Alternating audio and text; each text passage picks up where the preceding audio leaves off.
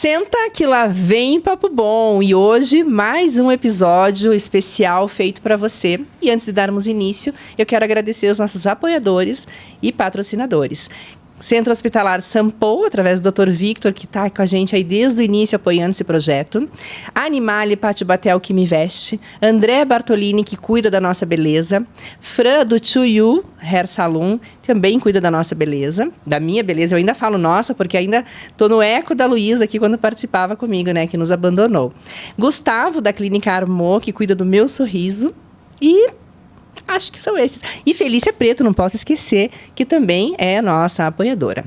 Bom, para começar, e antes de apresentar a nossa convidada de hoje, eu quero introduzir com uma frase que eu gosto muito, que é de Reich, que é o teórico da abordagem em que eu atuo na psicologia. No livro Escutas a Ninguém, Reich diz assim: eu achava que eu tinha o domínio do meu corpo, mas percebi que é o meu corpo que me domina. Então, sem muitas explicações, nem mais delongas, eu quero apresentar a convidada de hoje, que é a Cíntia, que veio para falar um pouquinho da trajetória dela, mas também, sobretudo, desse instrumento que é o nosso corpo através do poder da yoga. Si, muito obrigada por você estar aqui com a gente. Está aqui comigo, né? Que eu ainda estou aqui nessa solidão, nessa solitude, que agora tenho feito, né, os episódios sozinha. E é sempre muito desafiador tocar o projeto aí sozinha, quando a gente tem alguém junto, você vai dividindo as responsabilidades e tudo mais, né? Então, muito obrigada por estar aqui, por topar, vir trazer um pouquinho da tua história e um pouquinho, né, da história do yoga, da importância e tudo mais. Eu estou muito animada para deixar essa mensagem aqui, porque eu amo. Saio, volto, mas nunca sai de mim. Sempre um desejo contínuo de continuar e se desenvolvendo, né? Yoga é um estado de ser mais do que uma prática física, né? Às vezes a gente fica mais ali no superficial, mas depois que eu acho que esse estilo de vida entra, a gente, por mais que muitas vezes você não possa estar fazendo os asanas, que é por onde a gente olha, né? A gente vê o yoga, ele faz parte do nosso comportamento, né? Da maneira como a gente se sente, como a gente lida com os outros, com o mundo. Então, os asanas, eles são eu acho que é sempre a porta de entrada, mas ali o que a gente sente, o que trabalha na nossa mente, fica, por mais que você não esteja praticando o asana em si, né? Tem muito porque é isso que você diz. Como a gente tem os 8 preceitos, né, ali, depois você vai contar pra gente um pouquinho. Sim. É realmente um decidir ir para um caminho diferente do que se tem feito, né? Sim. Então, acho que o yoga, ele traz essa profundidade sobre aprender a sentir e lidar com o que se sente também. Então, ele é mais amplo do que apenas mexer o corpo. Sim, eu acredito que o yoga, ele é olhar para dentro, né? Quando você decide que aquilo que a gente que aquilo que a gente vivencia no mundo vai estar pautado por uma pesquisa interna, né? Então, como eu me sinto diante do mundo? Será que todas as convenções, tudo aquilo que a gente aprende desde criança, é isso realmente? Ou eu posso fazer uma pesquisa mais profunda daquilo que faz sentido para mim, né? Que seja diferente daquilo que foi trazido para mim. E mais próximo daquilo que eu sou em essência. A gente vai pesquisando isso, né? Então, é muito bonito, né? Nossa, é belíssimo, mas não é nada fácil. Não é. Mas antes de você aprofundar um pouco sobre o que é em si o yoga, né? Qual é a jornada de quem quer se tornar um yogi ou quer se tornar um praticante mais ativo e realmente mergulhar nesse universo, eu queria que você contasse um pouquinho como é que você chegou nesse lugar, sim, né? E o que te trouxe nesse momento que você está da sua vida, né, nesse momento profissional, nesse momento pessoal, né, que princípios nortearam isso e o que levou a essas escolhas também? Então, o yoga entrou na minha vida numa necessidade muito grande de busca. Eu sentia que eu sempre buscava algo, porque eu tive uma depressão muito jovem, assim. Então, com 20 anos, já fui diagnosticada e comecei a tomar medicamento. E eu senti essa necessidade, essa busca, essa curiosidade, mas eu não sabia onde buscar. Então, por muito tempo, eu tentava experimentar muitas coisas. E um dia me foi apresentado o yoga. Olha aqui, isso aqui é interessante, vamos lá olhar. E foi um namorado que eu tive, que era bem excêntrico na época. E eu fiquei muito interessada, comecei a estudar, mas era uma prática como a maioria começa. Uma prática, eu vou lá 2 vezes na semana, entendo um pouquinho, não mergulho tanto. E fiquei nessa mais ou menos 8,80. Ou eu estava no yoga, ou eu não estava no yoga e estava fazendo coisas muito diferentes. No yoga e no crossfit. Musculação, balada. E assim eu ia. E fui por um tempo, assim. Teve um episódio de um outro relacionamento, anos mais tarde, que eu tive, em que eu fiquei muito mal. E eu não estava mais morando em Curitiba, né? Eu morei em São Paulo, depois fui para esse relacionamento que eu morei em Florianópolis. E essa separação me deixou muito mal. Quando eu voltei para Curitiba, eu fui buscar ajuda. Então, eu fui numa terapeuta e ela disse: você já experimentou Kundalini, Yoga? Eu falei: não, eu praticava Hatha. Vai lá, dá uma olhada. Eu falei: tá bom, vou fazer uma aula. Aí eu fui fazer uma aula no Nanak, de Kundalini, e aquela aula foi incrível. Ela é intensa. Intensa, Nanak é maravilhoso, inclusive. Exato. Eu falei: gente, aqui tem alguma coisa muito legal, vou investir nisso aqui. Eu estava nessa busca, né? Mas eu acho que um pouco mais madura, porque quando a gente chega, às vezes a gente precisa de um caos para se reorganizar mesmo, né? Então eu estava lá no fundo do poço, falei: vou entrar nisso aqui de cabeça. E comecei a fazer o curso de formação, mas não era para dar aula, era para mergulhar no yoga, entender o que era aquilo, por que eu tinha me sentido tão bem naquela aula, com tanta respiração, e não era tanto asana, era muita respiração. E aí, antes mesmo de terminar o curso, eu já estava dando aula. Mas não era o meu objetivo ser professora de yoga, trabalhar com yoga. Eu estava dando aula para amigos, porque pensei, né? Nossa, isso faz tão bem para mim, por que não compartilhar com as pessoas? E eu trabalhava com publicidade, era um ambiente que era bastante estressante, então eu dava aula na hora do almoço para os colegas, e assim foi. Em um momento eu quis fazer um mestrado, então o mestrado impossibilitava de eu trabalhar em agência de publicidade. Eu pensei: vou ficar só com as aulas, então me dedico aos estudos e vou começar a dar aula. E aí começou a crescer muito o número de alunos, e aí eu dava aula primeiro em casa, aí depois eu abri uma pequena salinha, aí uma um pouquinho maior, até que eu decidi: ok, eu acho que é isso aqui que faz sentido para mim, não é mais um mestrado. Eu terminei o mestrado, obviamente, que não ia deixar na metade, né? Uhum. Mas já terminei dizendo: não, eu acho que esse é meu caminho, esse é meu dharma, essa é a minha missão aqui, compartilhar yoga. E tudo isso aconteceu com uma viagem para a Índia, que é muito intensa, né? Eu fiquei 3 meses na Índia, e lá eu conheci vários métodos de yoga. Então, eu viajei com uma amiga e a gente viajou por mais ou menos umas 15 cidades. E em cada cidade a gente foi buscando yoga, entender o que é, como que é dado a aula lá, por que é diferente daqui. Fiquei um tempo no Ashtanga, né? Ficamos 30 dias em Goa estudando Ashtanga, que é o método que eu pratico.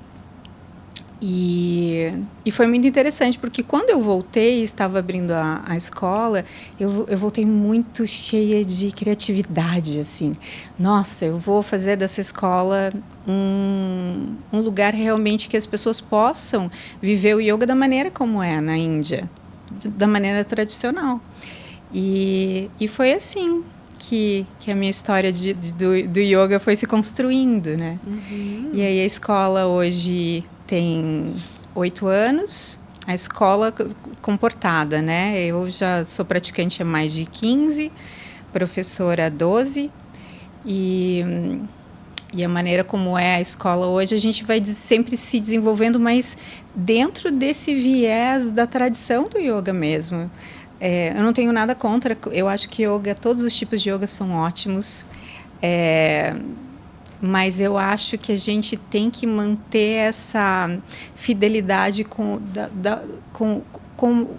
da maneira como o yoga ele é ensinado lá. Porque senão se perde, né? Se perde muita coisa. Então, na escola hoje, eu tento nos treinamentos das professoras sempre evidenciar isso. Uhum. A gente está com o mercado wellness que está se formando e que está sendo super legal. E eu acho que a gente tem que fazer adaptações assim no negócio, mas a maneira como a gente ensina tem que ser fiel. Eu acredito muito nisso, assim.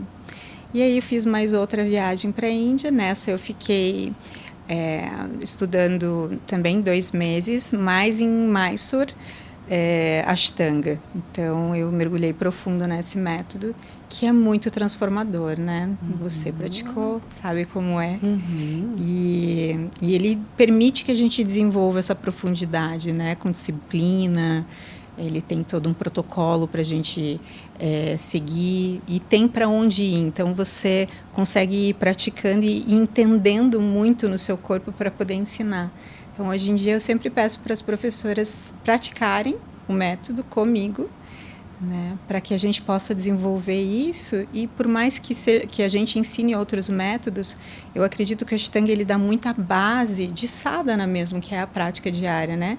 Essa experimentação que você faz no próprio corpo todos os dias, né? Então, a gente fica dedicada àquilo.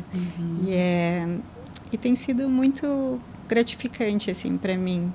E no desenvolvimento da tua carreira, o que você foi enfrentando como dificuldades sociais? Porque a gente sabe que é isso que você disse, né? O mercado do bem-estar, ele está hoje muito latente, crescente, uma aceitação muito maior, né? Mas há 10 anos atrás, e tampouco há 15 anos atrás, isso era uma realidade, não era. Né? A gente sabe que não era, e a gente sabe que existem conceitos pré-estabelecidos para algumas escolhas que a gente faz, para alguns caminhos que se decide seguir, né? O que você podia trazer para nós, e se você viveu algum tipo de preconceito sobre essas escolhas que você foi fazendo e sobre o encarreiramento também que você foi dando dentro do yoga, né? Sim, existe uma visão que eu falo que é um pouco romantizada dessa vida de um yogi, né, de um professor de yoga. Para mim, eu precisei de um tempo para entender também como me colocar nesse lugar. Porque quando você pensa num professor de yoga, você pensa numa pessoa que tem uma fala mansa, que é muito desapegado. Você pensa que a gente enfrenta muito isso da pessoa pensar, então yoga é um benefício, então você não deve cobrar, né? Mas a gente tem que pagar cursos caros, né? Eu passei por questões, por exemplo, foi difícil para minha família entender que essa ia ser minha profissão, porque eu já vinha construindo algo, né? Mestre em comunicação, mas como assim você vai largar tudo e vai ser professora de yoga? Como se ser professora de yoga não fosse tão honrado quanto, né? Uhum. E para mim até mais honrado, porque estou ajudando pessoas a se entenderem mais, né?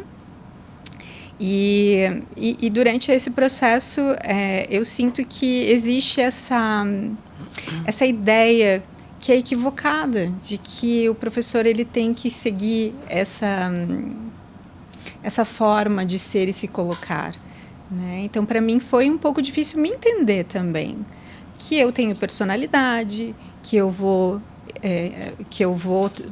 estou trabalhando, que é uma empresa, que circula ali pessoas, que a gente precisa ter regras, que tudo bem, a gente vai ser muito amoroso, mas que a gente precisa impor essas regras para que as coisas aconteçam. Socialmente, muitas vezes eu não vou dizer que sou professora de yoga, eu vou dizer que sou empresária, né? Porque parece que é mais validado na sociedade. Eu acho que essa questão foi ficando mais clara para mim, e hoje em dia é muito interessante, porque eu gosto de ser empresária do yoga, né? Eu acho super legal poder trabalhar com isso. Mas eu gosto muito de falar que eu sou professora de yoga também.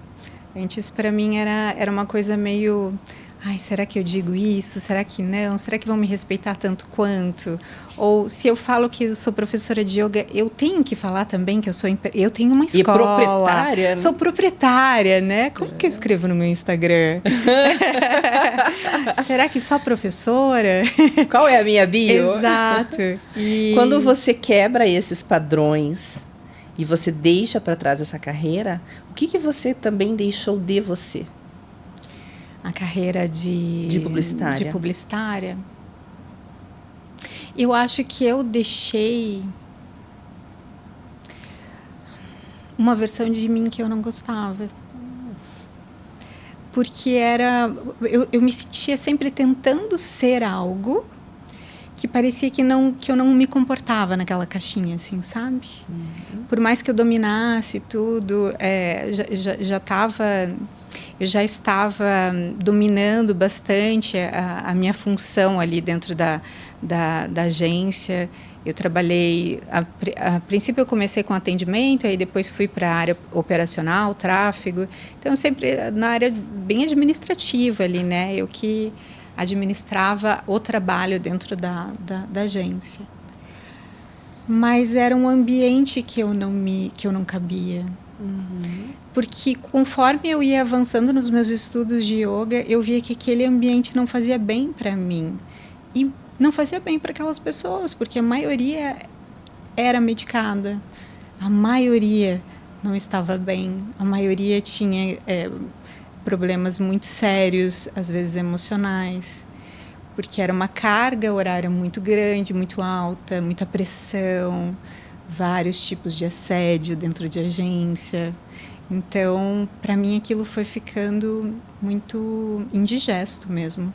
Eu não cabia mais ali. Então, migrar para o yoga foi interessante, mas, né, quem migrou foi aquela Cíntia. Então, eu também tinha que me recolocar. É uma desconstrução. Exato. Também. Entender quem sou eu agora. E eu posso ser a professora de yoga que foi a publicitária. Eu posso ser a professora de yoga que não gosta de andar de chinelo ou com uma roupa muito simplesinha, né? A professora de yoga mais sofisticada que eu conheço. Então, será que eu posso? E aí foi legal, porque a gente vai se envolvendo com as coisas e vai encontrando outras pessoas que estão na mesma onda, né? Então, aos pouquinhos eu fui encontrando a minha tribo também. Falar, olha, essas professoras aqui, elas gostam das mesmas coisas, elas são empresárias. Ai, que legal. Então tá, é permitido dentro desse universo. Eu posso me esparramar um pouquinho mais. Exato, então eu posso ser mais eu. Né? Eu nunca me esqueço, você que é psicóloga, né? Eu fazendo terapia e a psicóloga... Mas é um pouquinho a gente faz. A psicóloga tinha um quadro branco assim, aí ela desenhou assim, essa aqui é a Cíntia, no meio. Essa aqui é quem a Cíntia quer ser, porque ela acha que a Cíntia Yogi é essa daqui. E essa aqui é que ela acha que não deve ser de jeito nenhum. Mas essa daqui é a Cíntia. Voltou pro meio. Falei, tá bom. Que é a mistura disso tudo. Eu entendi. Ok, um pouquinho mais de pesquisa interna, então, através da prática. E aí isso foi ficando mais claro, né? Claro, a psicoterapia foi maravilhosa. Mas esse estudo que o yoga nos traz em cima ali do tapete, e não só os asanas, a meditação. A meditação não é algo que eu tenha tanto tempo como sadhana, que é prática diária. Faz parte do yoga, né? Tem pessoas que não entendem isso, que é como se a meditação fosse algo fora. Ela faz parte do yoga, de um dos 8 passos, mas ela também veio e trouxe muita clareza, assim. Né?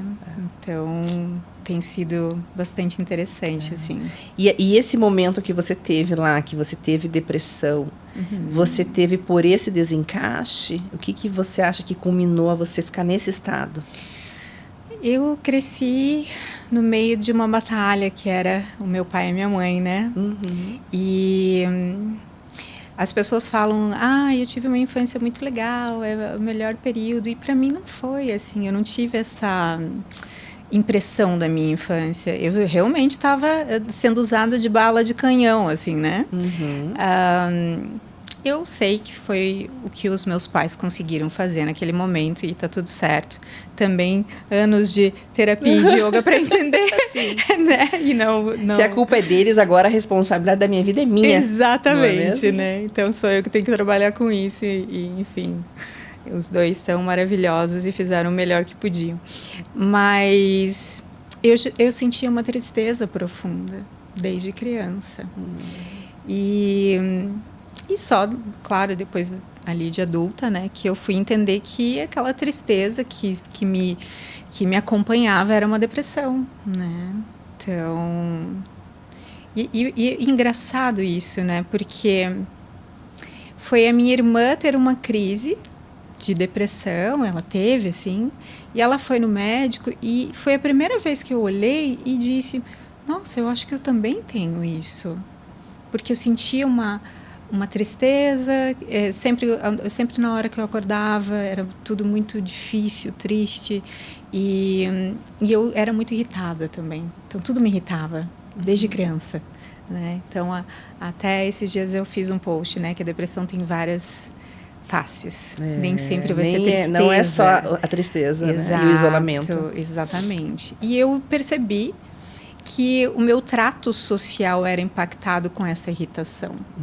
Né? Então, tinha muita dificuldade de socializar com as pessoas, porque eu perdia a paciência muito rápido. Né? E muitas vezes tratava as pessoas mal. Então, não era uma pessoa muito fácil de conviver. E aí eu procurei um médico, fui pro medicamento. Mas o medicamento, ele só deu uma abafadinha ali naquilo que estava muito intenso, né? Eu ainda assim continuava com aquela ânsia de buscar alguma coisa que parecia que me faltava. Uma inquietude. Sempre tive, assim, foi muito, muito curiosa sempre, com coisas diferentes para ver onde que eu vou me encontrar nesse mundo. E é engraçado, porque eu fiz faculdade de design gráfico, eu sempre gostei de coisas criativas, de desenhar enfim, sou muito criativa. E a partir do momento que eu entrei profundamente na prática de yoga, essa necessidade de desenhar, pintar, fazer, ela aquietou. É isso aqui, sabe? Porque a arte, né, a manual especificamente, ela tem um efeito terapêutico muito marcante. A música também, o cantar ou tocar um instrumento, as artes, né, de maneira geral. E a yoga, e isso está até no livro do Federico Navarro, que é um contínuo de William Reich, é considerado uma terapia. Sim. Né? A gente sabe que existe um efeito terapêutico muito profundo e diferente de outras coisas que também têm efeito terapêutico, como tomar uma cerveja num bar com um amigo, ele é muito menos efêmero. Ele se prolonga por muito mais tempo porque ele mexe de maneira mais profunda através da respiração, do movimento do corpo. Bom, eu sou uma humanista, então para mim o corpo está totalmente integrado a tudo que nós somos como organismo, né? Então para mim isso é um fato muito óbvio, mas muitas pessoas separam e ainda colocam a yoga como uma prática física apenas, né? E aí que eu queria que você falasse um pouquinho desses 8 passos mesmo, porque talvez as pessoas não consigam entender que antes do corpo existem outras coisas que podem vir acontecendo no dia a dia, como a própria escolha alimentar, né, as relações, aquilo que eu escuto como música ou como material, né, ao meu redor, as pessoas com quem eu convivo, tantas outras, né, que aí eu vou deixar que você explique pra gente. Sim, é interessante você falar isso porque é algo que eu tenho que lembrar para as professoras. E é muito, muito interessante, e eu não estou julgando, tá? Porque eu acho que eu já estive nesse lugar também. A última vez que eu fui para a Índia, eu fui visitar um palácio em Mysore, o Palácio de Mysore, e a gente, assim, né, é muito diferente. Então, as pessoas se interessam muito, e um segurança veio perguntar, de onde vocês são? O que vocês estão fazendo aqui? E aí a gente falou, estamos estudando yoga. E yoga é muito bom para a saúde. Yoga é tratamento de saúde. E aí eu pensei, gente, olha o conhecimento que para eles é claro lá e que aqui não é. Porque o que eu mais tenho são professores e alunos. ai, fiquei doente, ou tive uma lesão, ou estou triste, ou estou trabalhando demais, e ele tira o yoga. Que é o momento em que você mais precisa, porque existe uma confusão em relação a, por exemplo, uma lesão. Eu tive uma lesão, mas o yoga trata a sua lesão. Ah, mas na yoga eu sinto dor. Mas a gente trata a sua lesão com uma adaptação e com um trabalho que é específico para aquilo. E aí eu acho que se confunde, e eu digo que, por exemplo, professores também não entendem isso, porque não são treinados nos cursos de yoga, são treinados sim a fazer as adaptações, existem as aulas de anatomia e tudo isso, mas não são treinados a olhar para aquilo como um tratamento. E yoga é um tratamento médico, né? Está relacionado com a Ayurveda, nasceu junto, né? E é complementar, né? É super complementar. E a gente consegue tratar tudo, hormônios, tudo. Né? A gente possui dentro de nós o remédio mais barato que existe, que é o oxigênio. Exatamente. E nós usamos pouquíssimo. Que é prana, que é energia vital. Que é vitalidade pura, oxigenação. Né? Então, se eu não estou bem, se eu estou depressivo, se eu estou estressado, se eu estou lesionado, eu trago essa energia para que o corpo faça o trabalho dele. O corpo é muito inteligente, ele vai buscar essa cura. E aí nós temos que lembrar que a natureza é perfeita. Você pode colocar um punhado de merda em cima de uma flor. Ainda assim ela nascerá bela, colorida e cheirosa. Ou seja, ela não se deixa contaminar. Assim somos nós quando tomamos uma decisão diante da vida, né? Para onde eu olho? Eu olho para isso que eu não quero, ou eu olho para o que eu quero? Sim. E para onde eu me direciono? Claro que a gente conversando aqui parece muito simples, mas não é. Na prática não é nem para mim, nem para você e tampouco para outras pessoas, né? Mas eu acho que é esse estímulo a se tornar diferente e melhor um pouquinho todo dia. Exatamente. Um pouquinho, pode ser 1%, 0,5%, não importa. Mas fazer esse movimento. E aí eu acho que a prática ela chega realmente para trazer essa estrutura para isso. Sim, é uma ferramenta. Eu sempre falo, a gente tem uma ferramenta que é que é muito bonito, porque você vai entender dentro de você, quando você se coloca dentro do universo do yoga, como que isso funciona para você. E vai funcionar de maneira diferente para cada pessoa. A gente tem um método, né? Que existem métodos diferentes, mas a gente tem isso como estrutura. Mas a maneira como você vai se organizar dentro disso é muito pessoal e é muito legal, né? Porque eu, como professora, começo né, de um tempo para cá a observar como é bonito esse processo para cada um e como as pessoas, às vezes, elas querem muito, mas elas ainda não entenderam. E aí você precisa repetir, estudar, se integrar com esse universo, né? Mas você me falou me pediu para eu falar sobre os 8 passos. Então, assim, o yoga, ele possui, a gente chama de árvore do yoga. São 8 ramos, 8 passos. É como se fossem 8 preceitos. E os 2 primeiros são os yamas e niyamas, que são preceitos éticos. Então, veja, a gente não começa pelo corpo, a gente começa com o comportamento, né? E é muito interessante, porque é o seu comportamento, primeiro consigo mesmo, então começa dentro da gente. E depois que você desenvolve isso, de você se conhecer, né? Vamos usar o meu exemplo. Quem era eu dentro daquela relação? Eu não sabia, porque eu estava sendo usada de bala de canhão, né? Então, quem sou eu aqui? E era isso que eu buscava. Onde eu estou? Onde eu estou nesse mundão, né? E quando eu vou quando eu vou me permitir deixar de ser usada também. Exatamente. Né? Quem sou eu, né? Então, primeiro a gente entende quem nós somos nesse mundo. E é tão libertador, porque conforme você vai se conhecendo cada vez mais, você vai apreciando mais viver e caminhar nesse mundo, né? E aí o segundo são os niyamas, como eu caminho nesse mundo, né? De maneira ética. Então, a gente pode pensar em tudo, inclusive, como você disse, na alimentação, né? Como eu me alimento, como esse alimento vem para dentro e como isso impacta no mundo também. Então, não é só sobre o que eu gosto, ou só sobre o que faz bem para mim ou nutre o meu corpo, mas como isso impacta na natureza. Então, é muito interessante esse caminho, assim, né? Porque impacta em mim, no meu comportamento, e aí a gente fala Exato. de alimento como estimulante, Exato. né? E impacta também no impacto social e natural, né? Do existir ali mesmo, do quanto desmata, o quanto mata, o quanto, né? A natureza fica sobrecarregada por conta das nossas escolhas. Sim. E logo depois que vem o asana.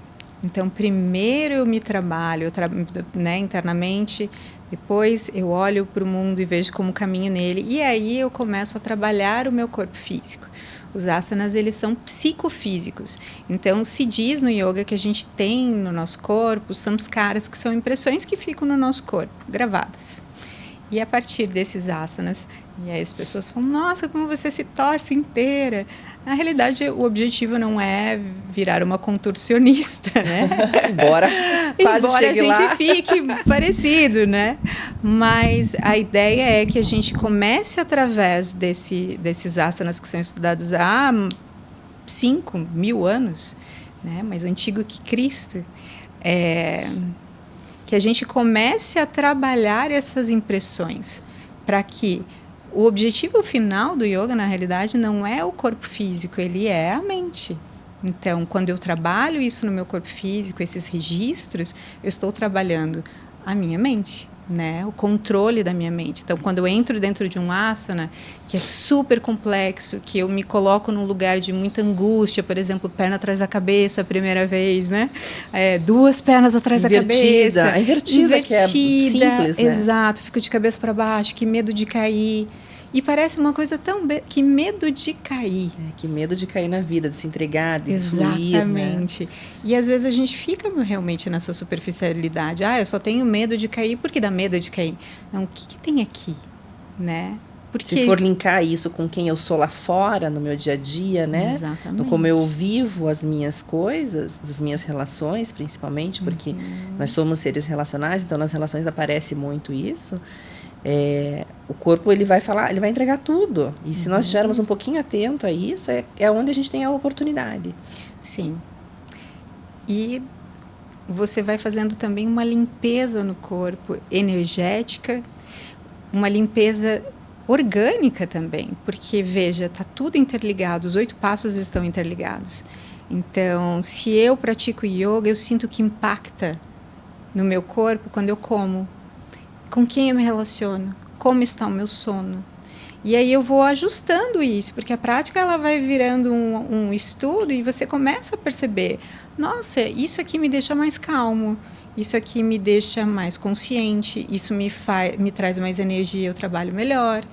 Então eu vou me dedicar, por exemplo, pelo menos durante a semana não vou beber álcool, não vou comer coisas que sejam muito... que impactem muito na minha digestão, porque daí amanhã eu vou praticar e eu vou estar melhor. E aí esse corpo ele vai se moldando, essa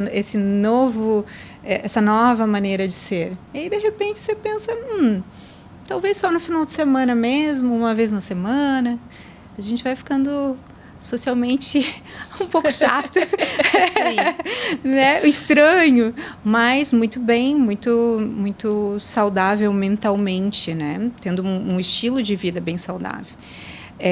Mas eu sempre falo, a gente não deve deixar de fazer o que a gente gosta, a gente só tem que ter clareza do como aquilo impacta. Maturidade de arcar com a consequência. E como que você sabe isso?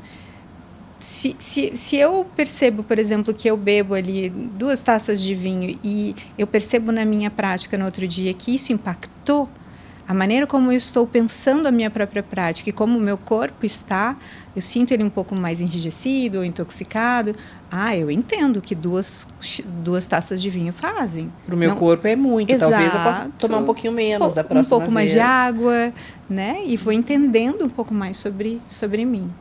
Então, esses são os asanas. E depois que eu domino o asana, que eu domino o meu corpo e tenho maior domínio na minha mente, eu vou para os pranayamas. Né? O pranayama é basicamente prana, energia vital. Então, prana, né? E yama é controle. Então, eu começo a controlar a minha energia. Né? Entendo como eu faço o controle disso. Eu tenho maior clareza de como funciona isso. Né? E isso impacta na vida como um todo, né? Porque aí a gente sente a energia, por exemplo, do lugar onde você está, das pessoas que você convive, fica ficando muito sutil. Tudo muito sutil, tudo vai ficando muito, muito mais claro, assim, né? A gente vai tendo uma consciência maior das coisas e também da energia do que você bebe, do que você assiste, do que você escuta, né? Então a gente vai te trazendo muita clareza, assim. E a energia vital, a gente vai também trazendo esse fluxo maior para o corpo, então você vai ficando muito, muito mais saudável. Eu não fico doente há muito tempo, é muito difícil eu ficar doente. Né? Por isso que eu voltei para minha prática. Exatamente. Porque esse ano eu tive tudo. Exatamente. E isso que você falou de tratar a lesão, que é exatamente o que a gente está fazendo, eu precisei parar lá atrás exatamente porque eu achava que estava piorando muito a lesão. E talvez não, tenho certeza que foi uma responsabilidade minha que poderia ter segurado, mas na onda na minha própria, né, ambição de querer fazer mais e querer performar dentro da prática da yoga, que não é o lugar para isso, né? Hoje eu tenho mais esse entendimento, eu acabava me sentindo muito mais do que eu precisava, né? E você vê como a gente precisa ter essa maturidade mesmo, e essa percepção de corpo que vai ajudando a ter essa maturidade de que hoje é isso que eu tenho. Hoje a minha prática é essa, e ela está perfeita exatamente como aconteceu. Né? E isso, quando a gente leva para a nossa vida, a gente também consegue trabalhar com essas fronteiras que muitas vezes tanto o social estabelece, quanto nós mesmos estabelecemos, né? Porque existe esse lugar entre o que o universo, o que a sociedade, melhor dizendo, cobra, e o que nós cobramos de nós mesmos, muitas vezes por termos sido expostos à sobrevivência tão precocemente na vida, né? Sim, eu, você, tantas outras mulheres que precisaram ser fortes e precoces para dar conta de atravessar essa fragilidade familiar e sobreviver nessa loucura toda, né? Então, e fazer essas escolhas mais tarde para poder ter esse outro lugar na nossa, ainda nessa existência, ou ainda nesta vida, nesse momento que nós estamos, de ter uma vida boa. E aí, quando a gente fala de uma vida boa, o que a yoga ela traz como esse conceito de vida boa, de qualidade de vida, né? De viver bem? É tudo isso, né? E eu acho que no teu caso, é o que acontece com a maioria de nós. Você olha aquela prática e você deseja aquilo, porque é incrível, não é? É lindo. É lindo demais. Mas eu acho que o desejo de chegar lá, quando ele vem da tua essência, às vezes acho que a gente confunde um pouco com performance, né? Então eu tenho que performar daquela forma, mas na realidade o yoga ele vai te trazer essa performance, obviamente, ele vai te trazer isso, mas se você não tiver conectado com a performance interna que ele vai te trazer, que não tem a ver com o que você faz em cima do tapete, né? Quando a gente fala nesse sentido, então o que de bom o yoga te traz? Clareza. É clareza, entendimento. Naquele momento você não entendia daquela forma, mas você precisou passar por tudo isso para voltar e compreender, é aqui que eu quero beber. Na realidade, aquela era a forma. E é um lembrete, né? Exato. Porque outro dia que eu saí da prática e voltei andando para casa, eu fui pensando exatamente isso. Como eu fui me distanciando de coisas do meu dia a dia que me fazem tão bem. E fui fazendo essa revisão mesmo, né? Assim, nossa, fui deixando, não importa os porquês, porque para mim não faz nem menor diferença, né? O que importa posso começar a retomar. Claro, sempre. Eu sempre falo, né? Todo momento é um momento em que a gente pode recomeçar. E eu adoro os filmes do Rock, né? Então ele fala do Rock 1, Rock 2, sabe? De luta, não tem nada a ver com yoga, né? Mas eu adoro. Mas que ele fala, não importa quantas vezes você caia, o que importa é quantas vezes você levanta. Na yoga é a mesma coisa, ou qualquer outra decisão que você tome sobre mudar e ser melhor. Não importa quantas vezes eu acabe voltando para o velho mundo, né? O que importa é quantas vezes eu decido seguir novamente. Exato. Porque vai espaçando às vezes de volta, né? Daqui a pouco não volta mais, daqui a pouco não retoma velhos hábitos ruins, né? Eles deixam realmente de existir. E a gente aprende muito isso na prática, quando você tem uma sadhana que é uma prática diária, porque, por exemplo, olha o desapego que eu tenho que ter com um corpo que não está todo dia igual. Isso não é experimentado que é a existência? Que todo dia é um dia diferente? Exatamente, né? Só que a gente quer linearidade em algo que não é linear. A natureza não é. Por que a gente tem essa ideia? Não é? Que a gente pendula, né, entre a liberdade e a segurança. Então, se sentir seguro é essa estabilidade que ela vem desse conceito de sempre igual. Sim. E a liberdade é poder escolher fazer o que eu quiser.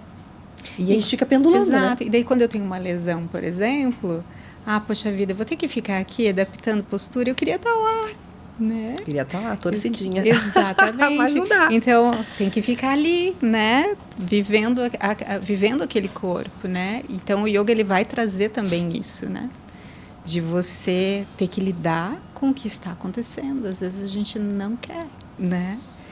E a gente pode lidar indo para esse lugar da alopatia, de usar a medicação e colocar a sujeira embaixo do tapete, e dizer isso não é de maneira alguma renegar a necessidade que existe, né, e a importância que existe de medicar. Acho extremamente importante, mas acho importante que isso seja feito pensando numa melhora contínua. Claro. Para que em algum momento, né, assim que possível, eu também poder deixar de fazer uso disso e experimentar de outros caminhos. Os médicos mesmo falam quando vão medicar, né? Isso Sim. aqui é por um tempo.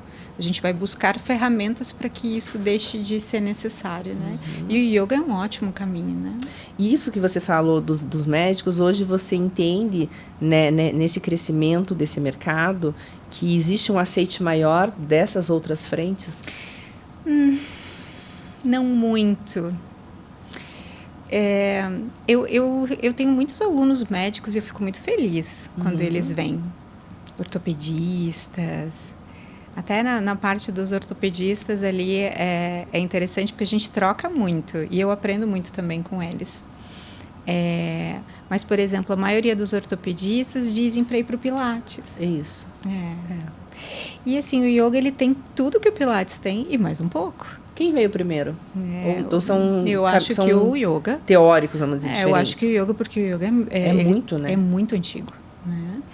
Porque o yoga, ele vem de uma cultura, ele não vem de uma técnica, né? Na realidade, o yoga ele vem de uma pesquisa muito intensa dos rishis, que eram pessoas que se desligavam da sociedade e iam estudar a si mesmos nas montanhas. Eles se colocavam dentro das cavernas e começaram a entender dentro do próprio sistema deles o que eram os chakras, que são os pontos energéticos, quais posturas trabalhavam o quê. Eles ficavam tão sutilizados que diz que eles tinham superpoderes, né? Que eles podiam trabalhar com a matéria.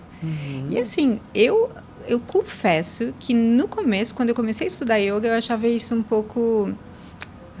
etéreo demais. Exato, assim. Isso é até meio estranho, né? Não sei se acredito, mas conforme eu comecei a praticar e avançar dentro da prática avançada, eu entendi que eu acho que é possível. Tá? Eu acho muito. Porque a gente vai avançando na prática, a gente vai tendo uma compreensão da energia e da possibilidade que você pode usar a sua mente, a sua energia, o seu corpo. As possibilidades elas se abrem para um outro universo, assim, e é muito interessante. Mas eu estava falando dos pranayamas e a gente ainda tem o restante, né? Sim. A gente se encaminha, só porque são vários pontos, e para a gente não se delongar muito aqui, a gente se encaminha para um estado mais meditativo depois que você tem domínio de prana, que é a energia vital. Então, primeiro a concentração, né? E aí a gente pode falar mais da meditação, né? Então, a compreensão de que eu posso estar muito concentrado em um objeto e não deixar que estímulos externos afetem a minha mente, né? E aí eu vou adentrando dentro desse processo meditativo até que, e aí a gente culmina, a gente pode falar que é uma iluminação, né? Eu coloco assim entre parênteses, estou fazendo aspas aqui com os meus dedinhos, Porque a gente tem uma compreensão profunda de quem a gente é, que não é o nosso corpo, não é a nossa mente, não é o que a gente sente. E isso pode parecer um pouco complexo para algumas pessoas. Mas quando a gente adentra dentro desse processo de autoconhecimento, eu falo para os meus alunos, para ficar um pouco mais claro, eu falo que é um grande vácuo onde existe o todo. Ali você não precisa pensar e sentir, você é. E é incrível, porque quando você tem lapsos disso, assim, na meditação, um pouco disso, eu parei de pensar, entrei nesse lugar.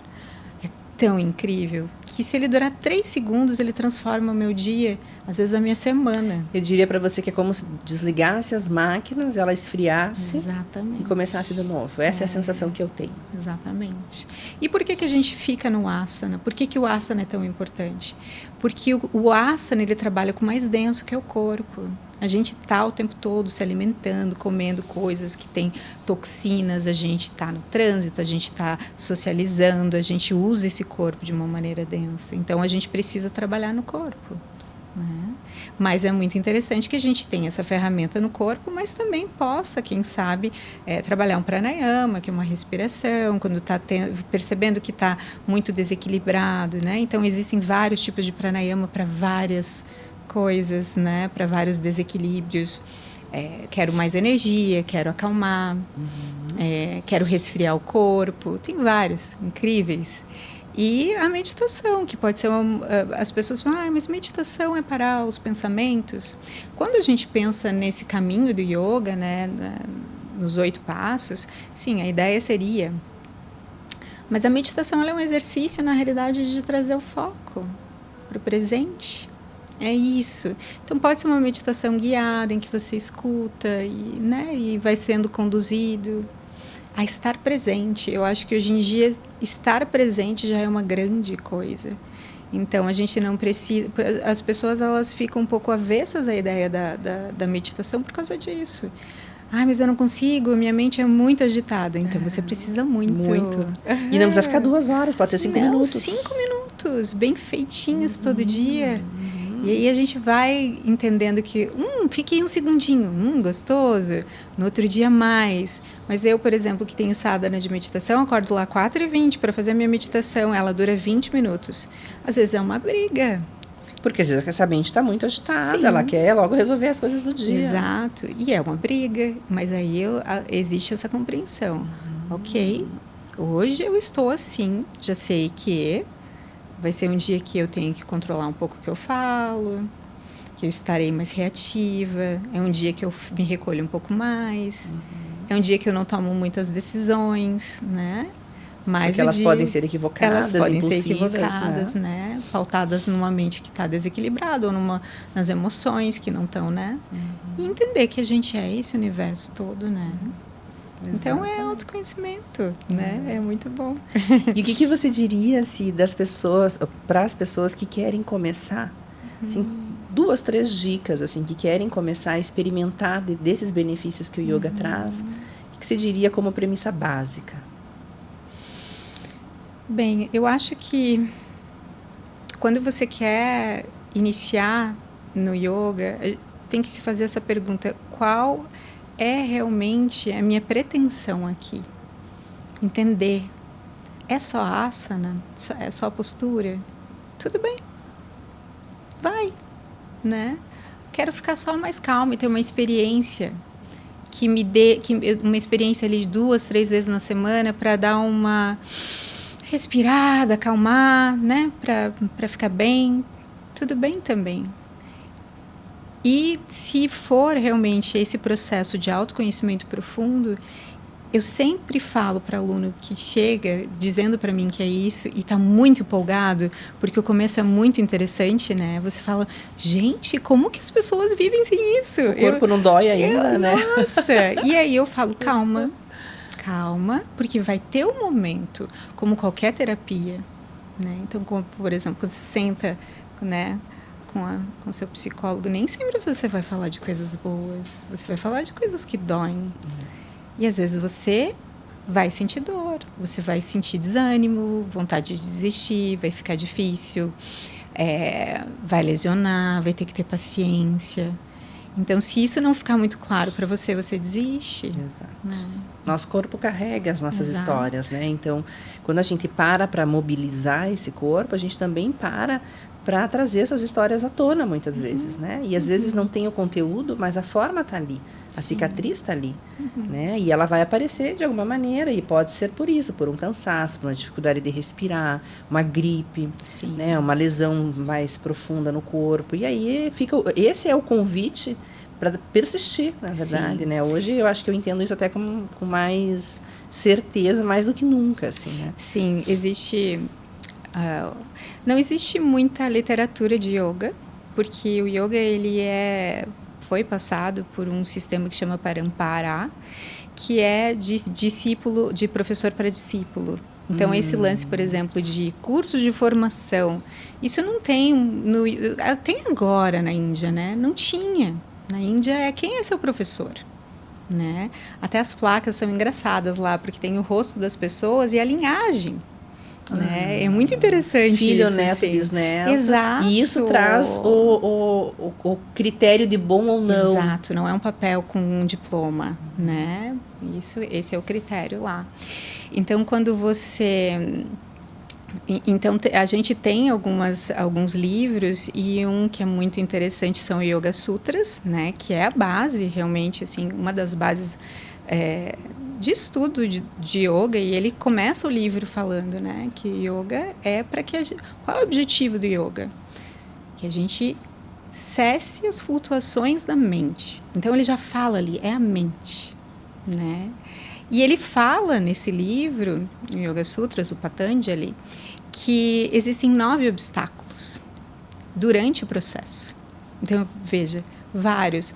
Preguiça, falta de confiança, né? Vários. Eu não vou saber falar os nove aqui de cabeça, mas... Vícios, né? Vícios, exato. Então, falta de confiança em si mesmo, no professor, no processo, doença, né? Porque o que é a doença, né? A doença, não é eu peguei uma gripe, não. Você está com a sua imunidade baixa porque tem algo acontecendo ali. Então, também, o que eu acho que o yoga trouxe muito para mim, assim, que eu vejo nos meus alunos é autorresponsabilidade. Não é que você vai ficar se chicoteando, é que você vai entender qual é a sua responsabilidade sobre as coisas e vai parar de projetar. Então, geralmente, também, quando a pessoa desiste, às vezes ela não tem um motivo, e aí ela projeta. Eu não tenho tempo, a agenda ficou muito difícil, é o trabalho, é o filho, ou é o professor, ou é o método. Ou seja, é algo fora. É algo fora, nunca dentro. Quando a pessoa fala de algo dentro, aí a coisa começa a mudar. Sim. É porque eu estou com dificuldade. Porque eu não quero priorizar isso agora. Eu tive uma aluna ontem mesmo que me mandou uma mensagem e eu falei, olha, o yoga aqui funcionou. Ela é minha aluna há 5 anos e ela disse, eu estou fazendo uma transição de carreira, estou indo para um trabalho agora que tem muito mais a ver com a minha essência, eu vou estar no meio da natureza, mas eu deixo de trabalhar com algo que realmente me monetiza, né? Então, precisarei dar um passo para trás em todas as atividades, mas gostaria de te dizer que todo esse processo, tenho certeza que vem do yoga. Continuarei minha prática de yoga, porque o Ashtanga traz isso de você ter essa autonomia, né? E assim que puder, volto, porque tenho certeza que esse é o meu processo. E aí eu falei, gente, olha o yoga funcionando aqui, que coisa linda. Lindo. É realmente essa autorresponsabilidade de também se reportar. Sim. Né, ao sair, né? Sim. E se instruir ao chegar, que é um preceito budista. Né? É coisa mais linda, assim, né? Lindo. Voltando um pouquinho para a parte de business mesmo, né? Que desafios que você encontra sendo também uma profissional de uma área que tem esse peso tão assistencialista? Né? Eu acho que essa área que a gente está, né, tanto na yoga e ou na psicologia, a gente traz esse viés assistencialista nosso, de querer ajudar pessoas, e acho que social, de muitas vezes desvalor também, de que talvez a gente devesse oferecer isso de graça. Sim. Né? Mas é isso que você diz, para a gente se capacitar custa caríssimo. Super. Como que você consegue equilibrar isso e trazer esse negócio no yoga acontecer? Sim. Bem, eu acho que, né, você disse, assim, as pessoas elas têm essa ideia equivocada, porque na realidade a gente, por exemplo, eu tenho uma escola, né, eu preciso dar conta de todas as contas da escola, né, de fazer o pagamento dos meus professores, todos os colaboradores, tudo isso. Então é um negócio, né? Mas eu sempre digo, se a pessoa chega e diz eu quero de verdade, ela não vai deixar de praticar yoga na minha escola. A gente tem bolsa, a gente tem um programa que chama Yoga Solidário, né, que a pessoa pode praticar com a gente por um valor mais em conta. Mas é muito importante também, e isso é ensinado em todos os cursos que eu já fiz, nunca dê de graça. As pessoas não valorizam. Então, assim, veja, né? As pessoas buscam e às vezes, muitas vezes entendem que isso não deveria valer tanto, né? Mas também se você dá, elas também não pode valer tão pouco. Também não pode valer tão pouco. E se a gente for olhar por esse viés das teorias mais espirituais, você não faz débitos por aí. Então você não faz com que as pessoas fiquem te devendo algo, né? Então por isso essa troca ela é importante, mesmo que ela seja um valor simbólico. Sim. Né? Mesmo que seja até muito menos do que a pessoa pode pagar. Mas esse assunto fica resolvido. Sim. E eu sempre falo, quando, por exemplo, eu dou personal e agora tenho o meu método, e não é um valor, né? É assim, na realidade é um valor que é o que vale de todos os cursos e as formações que eu tenho. Então, eu posso falar hoje em dia que em Curitiba eu sou uma professora que vai entregar algo bastante completo para um aluno que vier fazer aula comigo, principalmente se for no personal, como a gente está fazendo. Né? Eu vou adaptar, eu consigo, você vai chegar para mim, naquele dia eu vou conseguir entender o que você precisa naquele momento. Né? E não vai ser como uma outra professora com menos experiência até, né? E espaço até de falar com aquele aluno individual. Exatamente, né? Que montou aquela aula e é aquela aula, né? Então, se a pessoa chega lesionada ou chega de outro jeito, o que eu faço nesse momento, né? Então, eu consigo entregar isso, mas isso, obviamente, só é possível porque eu tive muita experiência com cursos diferenciados e não só de yoga, né? Então, toda essa dedicação com uma experiência espiritual mesmo, entender o que acontece, né? Não só no corpo físico, mas energético, mental e tudo isso. E aí, às vezes, a pessoa fala, mas é demais para mim. E às vezes eu conheço, né? Eu vejo isso, é demais. Vamos colocar num papel o quanto vale cada coisa? Será que não vale a sua saúde mental? Você está todo dia tendo que lidar com a tua mente 24 horas por dia, até quando você dorme. Não é? E aí, assim, né, o quanto que eu invisto em algumas coisas que às vezes vão ter o mesmo valor, mas que te levam para o extremo oposto, que te desequilibram, né? Então, eu sempre faço essa pergunta, mas você não acha que vale você estar bem? Você não acha que vale você estar com a mente mais tranquila, mais equilibrada? Né? E, obviamente, se for realmente uma necessidade que a pessoa precisa muito, né? Como eu disse, a gente pode negociar, mas eu acho que realmente não é um trabalho voluntário, né? A gente tem toda uma dedicação, inclusive, de estar lá. E uma estrutura para receber essa pessoa também, que custa, e a escola é maravilhosa. Então, não tem como não ter um preço, né? Nós estamos nesse mundo. Exato. Inevitavelmente. E a gente vive isso, né? E todos nós, né? E a gente vai caminhando para o fim do nosso papo bom, que, nossa, poderia ir muito, muito mais tempo, né? Antes de eu ir para a nossa última pergunta, eu quero agradecer mais uma vez os nossos apoiadores e patrocinadores, agradecer você que está aí do outro lado ouvindo pelo YouTube, pelo Spotify, vendo os cortes pelo Instagram. Estou super feliz que a gente conseguiu reaver a nossa conta do Instagram, isso é super importante para que vocês também tenham acesso aí de maneira mais rápida, né, ao que está acontecendo. E não deixe de curtir, de compartilhar, de ativar as notificações reflexões. Afinal de contas, esse podcast é para você, para deixar histórias como a da Cíntia inspirarem, né? De repente, trazerem novas possibilidades aí para o teu dia a dia também. E, quem sabe, trazer boas mudanças. Esse é o nosso objetivo. E sim, então, para terminar, muito obrigada por você ter vindo, por ter trazido um pouco do que é nessa, assim, uma pincelada do que é o yoga. Fica o convite para quem quiser conhecer teu trabalho, tem o @ aqui embaixo, né, do vídeo.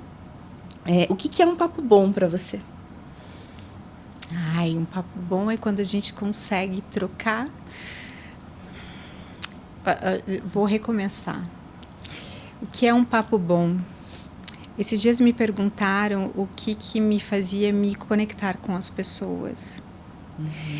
E eu sinto que é quando as pessoas conseguem se colocar nesse lugar de vulnerabilidade e troca.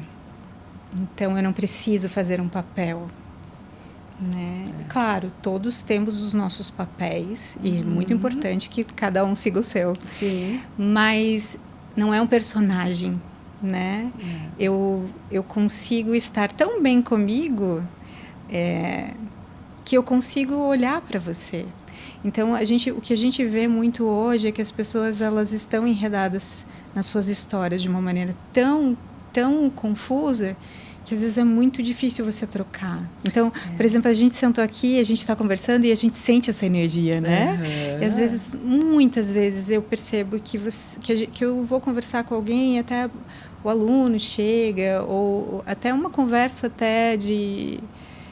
enfim, social, assim, e você não conecta com a pessoa, porque a pessoa ela não consegue sair daquilo que acontece dentro dela, dessa perspectiva que só é ela, né, e olhar para o outro. Porque é tão valioso quando você olha para o outro e a gente troca, né? Então... Mas para isso é muito importante baixar defesas e escudos, né? Que é exatamente isso, quando eu estou bem resolvido com os meus acertos e com os meus erros, e com as minhas fragilidades e com as minhas potencialidades, é quando eu também permito abrir espaço. Exato. Né? Porque aí eu tiro esse escudo da minha frente. E eu não fico nervoso, por exemplo, de participar de uma conversa como essa, porque tudo bem se eu errar. Né? E tudo bem se eu falar alguma coisa que não agrade alguém, porque eu entendo que eu não vou agradar todo mundo. Né? E que tem gente que vai achar que é uma bobagem. E tudo certo, todo mundo tem o direito e todo mundo vai estar num lugar, né? Então, por exemplo, até trazendo o teu exemplo, aquele momento eu desisti porque, né, estava lesionada e tal. Não era o teu momento e talvez aquele momento fosse essencial para que você estivesse aqui hoje, né? Sim, muito possivelmente. Então, para mim, eu acho que é isso. A coisa teve que ficar bem feia para eu estar aqui hoje.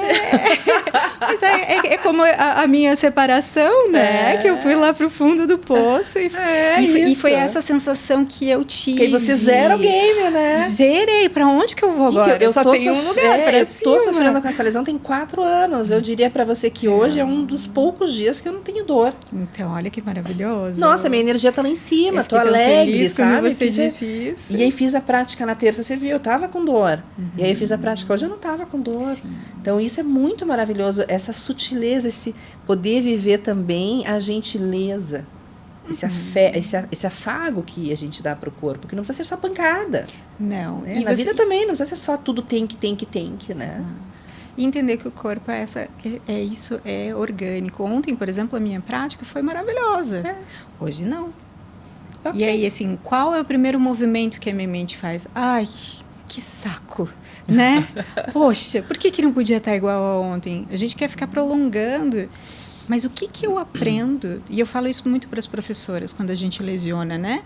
Mas yoga lesiona? Não, o yoga não lesiona, a gente lesiona. Porque eu estou dentro de um asana pensando em outra coisa e me machuco. Exato. Ou eu forço alguma coisa. Exato. Ou eu fico insistindo numa mensagem que o corpo já deu. Ou eu me desconecto do meu corpo, né? Porque a gente faz isso. Exato. E eu falo para elas, não existe nada melhor para um professor do que uma lesão. Por quê?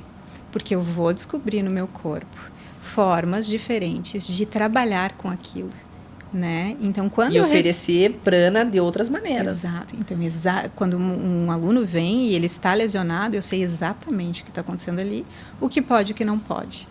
Então, eu recebo muitas mulheres que fizeram questão de pós-operatório. E eu já fiz um pós-operatório também, né? Há pouco tempo. E não me comportei bem. Então, sei bem. Então, você me disse para me comportar bem, eu não me comportei bem. A psicóloga que habita em mim Exatamente. avisou. E, obviamente, né? Não se comportou bem, vai ter o resultado disso. E eu sei exatamente o que não fazer. Pensei, pelo menos o lado bom... Se houver uma outra oportunidade, e não necessariamente tenha que ser um pós-cirúrgico, pode ser qualquer outra, talvez você vá dizer, agora eu vou parar. Como aconteceu comigo agora eu vou parar. Agora eu vou parar. E parei, e tô achando ótimo. E era um desespero para mim, porque... Pensa, né? Toda essa trajetória que eu tenho, eu vou parar, será que eu vou ficar bem? Aí eu lembro que eu perguntei para o meu professor assim, você pode me passar uns pranayamas? Só que as pessoas pensam que pranayama é aquele exercício respiratório que a gente tem na aulinha ali de rata. Não. Quando eu peço isso para ele... E ele vai ter passado o teu nível. Vai me dar no meu nível. E ele disse, Cíntia, num pós-operatório, acho que não. Eu pensei, poxa, o que eu faço, né? Agora... Nada. Mas olha só aí, né? Aprendi. Muito bem, muito obrigada mais uma vez. Obrigada a você pelo convite. Vocês que estão aí do outro lado, até o próximo episódio.